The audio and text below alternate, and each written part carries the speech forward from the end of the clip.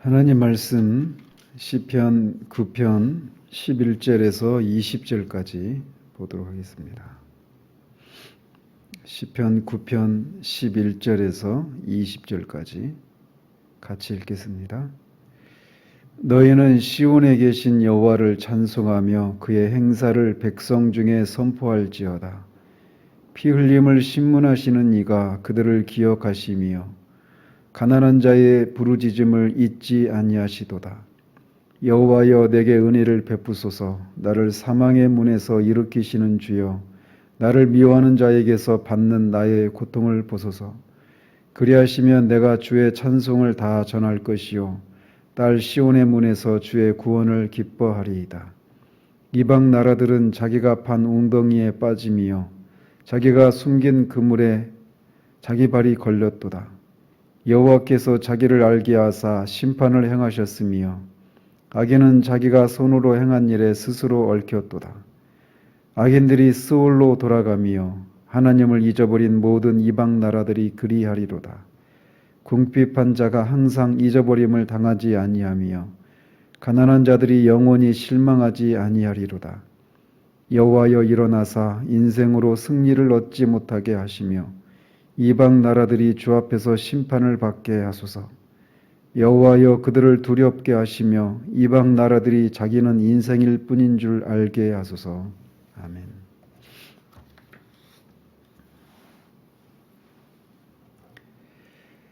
다윗은 외국의 연합군과의 전쟁에서 승리한 후에 그 일이 자신의 뛰어난 전략 때문이거나 또는 자신의 군대의 능력에 의한 것이 아니라 하나님께서 공의로 그들을 심판하신 결과라고 하는 것을 알고 하나님을 찬양합니다. 그러면서 다윗은 이제 다른 사람들도 자신과 함께 찬미하도록 요청하고 있는 걸 봅니다. 너희는 시온에 계신 여호와를 찬송하며 그의 행사를 백성 중에 선포할지어다. 하나님께서 찬양받으시기에 합당한 분이라는 것을 믿는 신자들은 자신만 그런 하나님을 찬양하고 그분을 즐거워하는 것으로 만족하지 못하고 다른 사람들도 자신처럼 하나님을 찬양하도록 하는 마음이 자연스럽게 일어납니다. 그리고 다른 사람들이 자신이 찬양하는 그 하나님을 하나님으로 인정하지 않는 현실을 보면서 마음이 상하고 그 하나님을 인해서 그들이 생각하는 하나님이 아니신 것을 드러내기를 소원하는 마음이 강렬하게 그의 마음이 일어나기 마련입니다. 우리를 사랑하는 사람을 누군가가 우리가 사랑하는 것만큼 인정하지 않고 홀대하는 것을 보면서 우리가 가만히 있지 못하는 것과 같은 이치이죠. 특별히 다윗은 시온에 계신 여호와를 찬양하라고 권고하고 있습니다. 여기서 말하는 시온은 1차적으로는 예루살렘을 가리키지만 신약의 교회를 상징하기도 합니다. 이 시온에는 하나님의 임재의 상징인 성전이 있습니다. 그 성전에서 하나님은 하나님의 백성들을 만나고 하나님의 백성들이 하나님을 예비하는 것이죠. 하나님이 성전에 계신다라고 하는 것은 성전에 계실 때 하나님은 왕으로서 그곳에 임재해 계시는 겁니다. 그래서 하나님께서는 이스라엘을 통치하시면서 그들이 하나님의 백성인 것을, 하나님의 나라인 것을 그런 통치를 통해 드러내시는 것이죠. 그곳에 계신 하나님이 무엇을 하시는가를 12절에서 이렇게 얘기합니다. 피 흘림을 신문하시는 이가 그들을 기억하시며 가난한 자의 부르짖음을 잊지 아니하시도다. 말씀드린 것처럼 하나님은 시온에 이스라엘의 왕으로서 거하십니다. 왕이 하는 일은 그냥 권력으로 철권 통치를 하는 윽박지르고 하지 무엇인가를 그렇게 권력을 유지하고 하는 이런 것을 하는 것이 왕의 직분이 아니죠. 왕이 하는 일은 1차적으로 대적들을 그 나라를 외부의 적들로부터 지키는 일을 하는 것입니다. 그리고 또 안으로는 백성들을 돌보고 그들로 하여금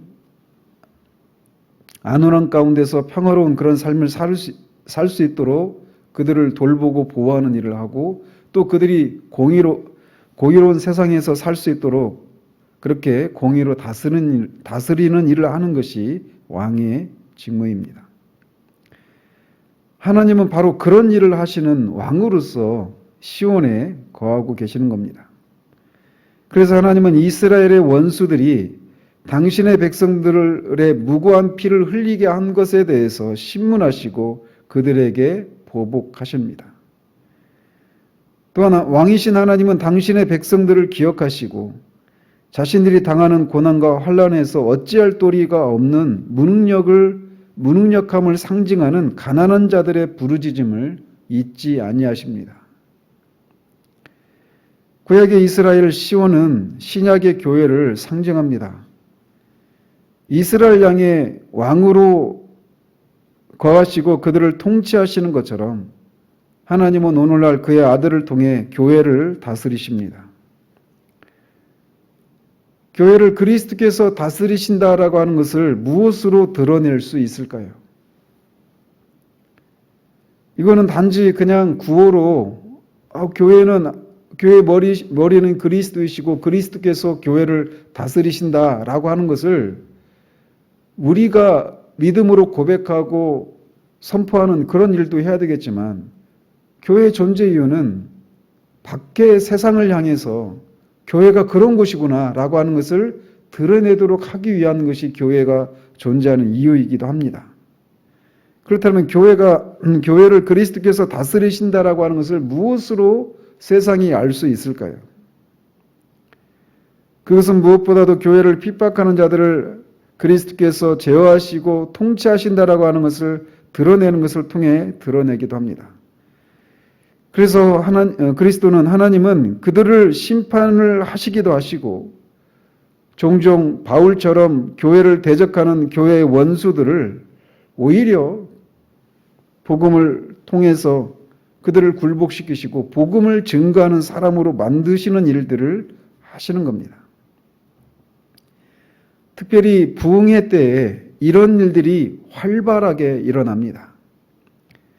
교회는 그냥 예수쟁이들이 그렇게 가는 곳, 이런 인식을 갖고 있었던 사람들로 하여금 교회에 그런 하나님의 임재가 드러나고 하나님이 죄인들을 회개시키고 하나님께 굴복시키는 일들이 힘있게 일어나는 것을 보면서 밖에 있는 사람들도 저기에서 무엇인가가 우리가 알고 있었던 그런 곳이 아니구나라고 하는 것을 알게 되는 일이 부흥회 때에 일어나게 되는 겁니다.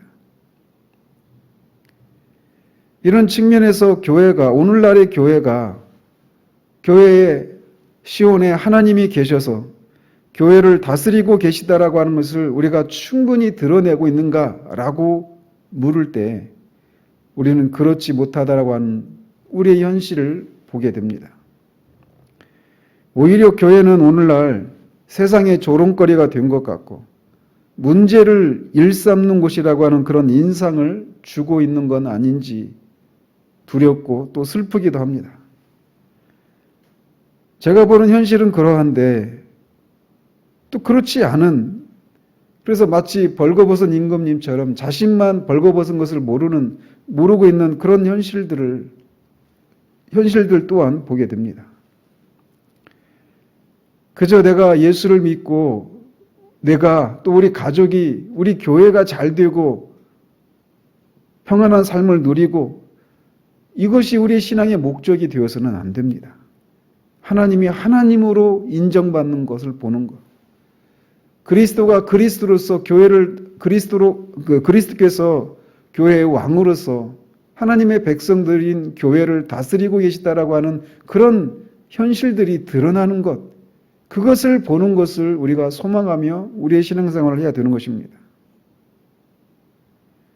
그래서 내가 누리고 있는 삶은 평안하고 만족스럽고 한다 할지라도 교회를 통해 하나님이 다스리고 계시다라고 하는 현실이 드러나지 않는 것을 인해서 겉으로 보면 아무런 부족함이 없음에도 불구하고 애통해하고 마음 상해하며 하나님이 저들이 생각하는 하나님이 아니신 것을, 그들이 생각하는 교회가 아닌 것을 드러내시기를 위해서 기도할 수 있는 우리들이어야 합니다.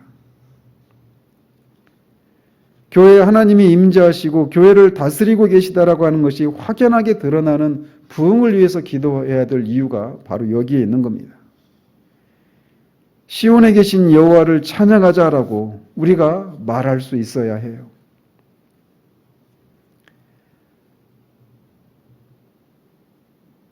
시인은 여호와여 내게 은혜를 베푸소서 나를 사망의 문에서 일으키시는 주여 나를 미워하는 자에게서 받는 나의 고통을 보소서. 그리하시면 내가 주의 찬송을 다 전할 것이요 딸 시온의 문에서 주의 구원을 기뻐하리이다. 여기 13절 14절에서 찬양이 기도로 바뀌고 있는 것을 봅니다. 다윗은 앞에 3절에서 6절까지에서는 과거의 전쟁에서 승리하게 하신 것에 대해서 감사하고 찬양하고 있었는데 여기 13절 14절에서는 자신에게 은혜를 베풀어 달라고 기도하고 있습니다.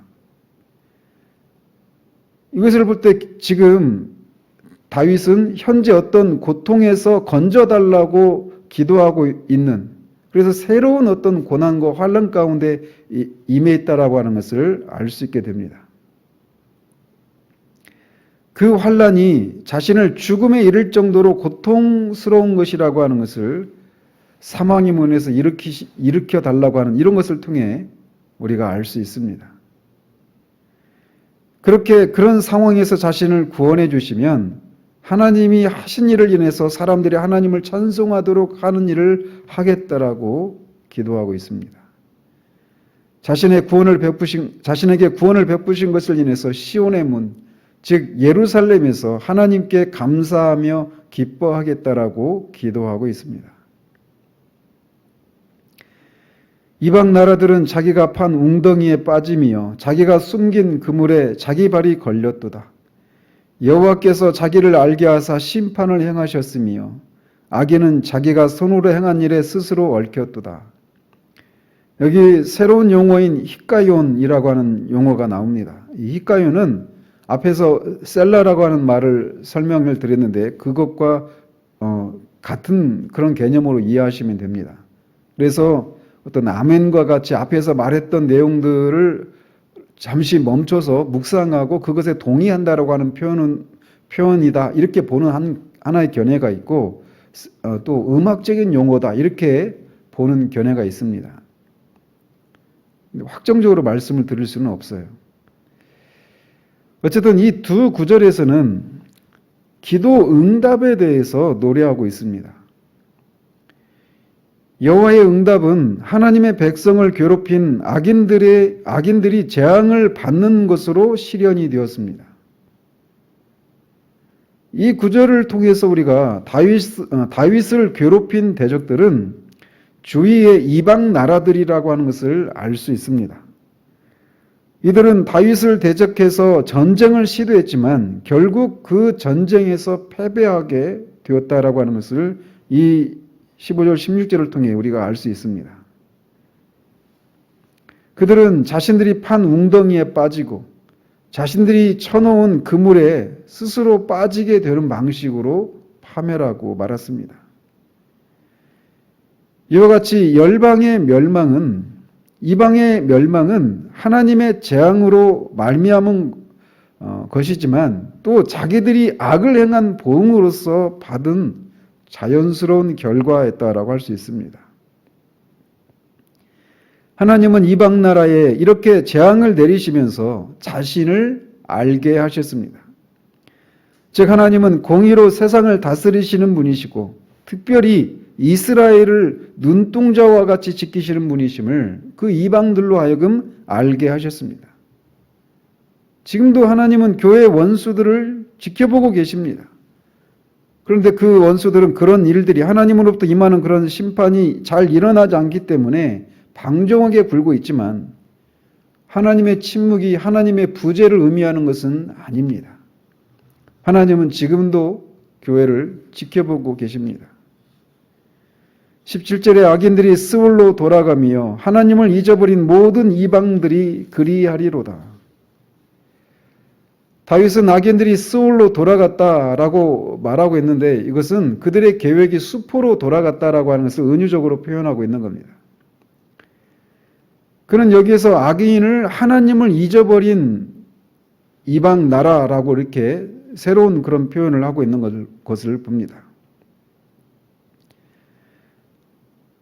18절에서 20절까지 보시면 궁핍한 자가 항상 잊어버림을 당하지 아니하며 가난한 자들이 영원히 실망하지 아니하리로다.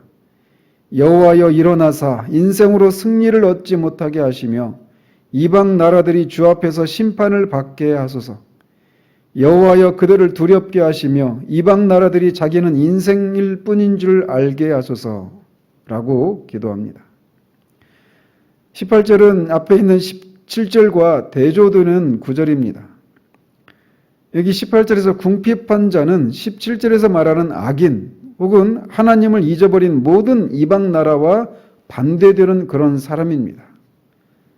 그래서 이 궁핍한 자 혹은 가난한 자들이라고 하는 것은 단지 그냥 경제적으로 부유하지 못한 그런 사람을 가리키는 것이 아니라 악인들에게 부당하게 고통을 당하지만 하나님께 소망을 둔 그 고통을 당하지만 자신의 힘으로 어떻게 할 수 없는 그 무기력한 상태 가운데 있는 그런 무기력한 상태 가운데 있으면서 하나님께만 소망을 두고 있는 의로운 사람들을 가리킵니다.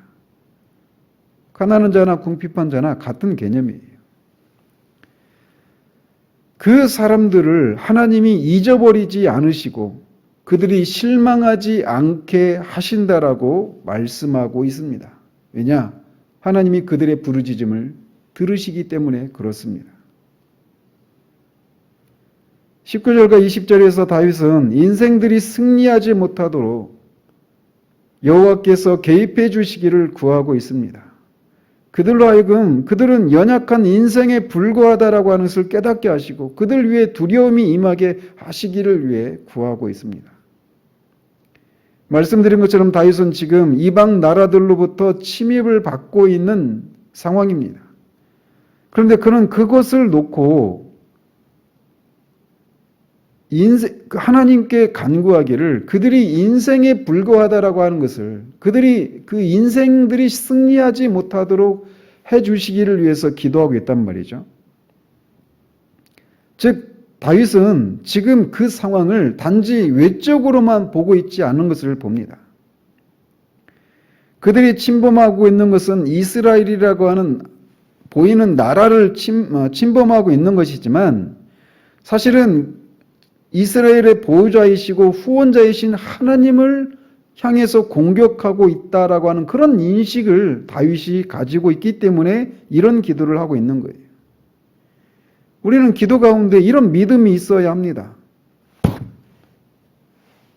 그리스도로 말미암아 우리와 하나님과 이런 관계를 맺고 있다라고 하는 것에 대해 확신이 있을 때 우리는 하나님의 개입하심을 더 강력하게 구할 수 있게 되는 겁니다.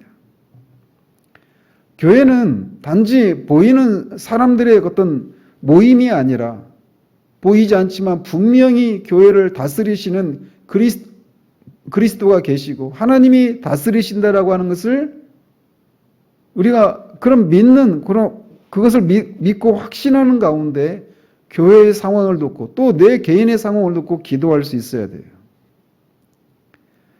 청교도들은 기도를 하나님께 수한다, 수트가하시라고 그렇게 표현을 합니다. 수라고 하는 단어는 영어로 수라고 하는 단어는 청원한다 이런 말도 있지만 뭐 고소한다, 고발한다 이런 뜻까지도 있습니다. 누구보다도 하나님을 아는 지식에 뛰어났던 그들이 왜 기도를 이렇게까지 강력한 단어를 사용해서 표현을 했을까요? 왜 하나님께 마치 당연히 받아낼 권리가 있는 것처럼 그렇게 청원한다, 막 심지어는 고소한다, 고발한다고까지 하는 그런 용어를 쓰고 있을까요?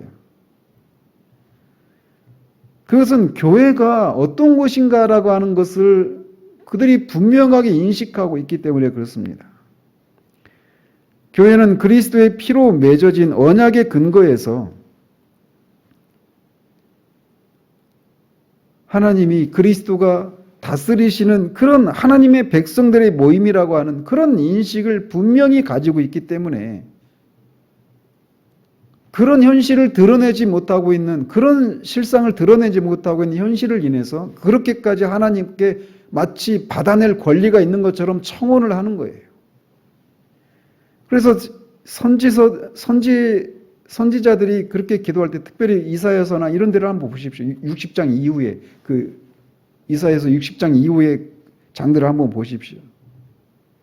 이스라엘 백성이 분명히 자신들의 죄 때문에 하나님으로부터 심판을 받고 예루살렘이 황폐하고 하나님이 이스라엘을 다스리지 않는 것 같은 그런 현실 가운데 놓여 있을 때 그들이 이것은 우리의 죄 때문에 그렇습니다라고 하면서 그냥 하나님의 징계의 손이 지나갈 때까지 그냥 묵묵히 당하고만 있는 것이 아니었습니다. 오히려 그들은 하나님 앞에 어찌하여 하나님이 나그네처럼 그렇게 우리를 그냥 내버려 두십니까? 어떻게 해서 하나님이 우리의 왕이신데, 비록 우리가 하나님 앞에 죄를 지어서 하나님의 징계를 받고 있지만 그래도 그렇지 어떻게 이방이 하나님의 백성들인 우리를 이렇게 황폐하게 만들고 조롱하고 현실들을 그냥 아무것도 안 하시는 것처럼, 아무것도 할 수 없으신 것처럼 그렇게 그냥 먹먹한 상태 가운데 계십니까? 라고 하나님 앞에 마치 따지듯이 그렇게 기도하고 있단 말이에요. 교회는 하나님이 다스리시는 곳입니다. 단지 이것은 우리의 구호에 그쳐서는 안 돼요.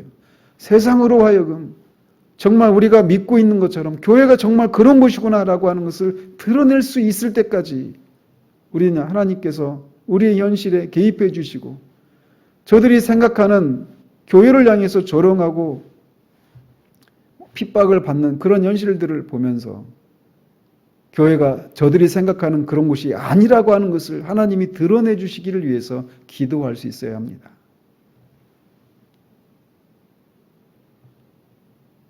교회의 원수들은 하나님을 대적하고 있다라고 하는 그런 인식을 가지고 있어야 돼요. 그들은 인생에 불과합니다. 하루범사에도 호흡이 끊어지면 그냥 그들의 흔적조차 없이 사라질 수밖에 없는 그런 존재들이란 말이죠. 그렇기 때문에 연약한 인생들이 자존하시고 전능하신 하나님을 이기는 일은 있을 수 없다라고 하는 것을 드러내 주시기를 위해서 우리가 구해야 하는 겁니다. 저는 이 아침에 우리가 하나님 앞에 기도할 때 하나님이여 시온에 하나님이 계신 것을 알게 하소서라고 하는 그런 기도들이 우리의 기도 제목이기를 바랍니다.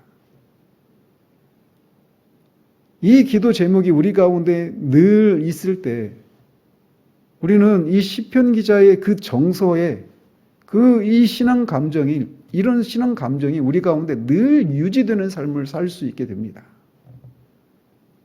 하나님이 교회를 다스리고 계시다라고 하는 그 현실을 드러내 주시기를 우리가 기도하고, 마침내 정말 우리가 그런 것을 보면서 열방까지도 하나님을 하나님으로 인정하는 그런 일들을 볼 수 있게 되기를 우리 주님의 이름으로 축원드립니다. 기도하겠습니다. 하나님 아버지, 우리가 예수 그리스도를 믿어 구원을 받은 것을 인해서 감사하고 그런 일을 행하신 하나님을 찬양하고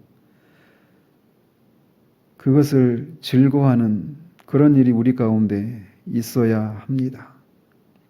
그러나 하나님, 우리가 그 차원에서 머물러 있지 않게 되기를 원합니다. 하나님이 하나님으로 인정받으시는 것을 보기까지는 우리가 웃을 수 없는 그런 마음을 우리 가운데 부어 주시옵소서. 하나님의 영광 보기를 소원하는 마음을 우리들의 심령 가운데 하나님 새롭게 하시고 부어 주시옵소서. 그래서 우리의 눈을 열어서 내 개인의 삶을 통해, 내가 처한 상황을 통해, 또 교회가 처한 상황을 통해 교회를, 나를 하나님이 다스리시고 계시다라고 하는 그런 현실들이 드러나서 그런 하나님을 하나님으로 인정하는 그런 일들이 나를 지켜보는 사람들에게서, 교회를 지켜보는 사람들에게서 나타나고 있는가를 볼 수 있는 우리들 될 수 있도록 도우시옵소서. 그저 하나님 앞에 기도함으로 내 필요를 채움받고 그것으로 그런 기도 응답을 받은 것으로 만족하는 우리들 되지 않기를 원합니다. 정말 하나님이 세상을 특별히 교회를 다스리고 계시다라고 하는 것을 우리가 보기까지, 그래서 그 하나님 앞에 열방이 잠잠하고 하나님께 굴복하는 것을 보기까지 우리가 쉬지 않을 수 있도록, 하나님이 그렇게까지 하나님이 그런 일들을 이루실 때까지 하나님이 쉬지 못하시도록 그렇게 기도하는 우리들 될 수 있도록 도우시기를 원합니다. 예수 그리스도 이름으로 기도합니다.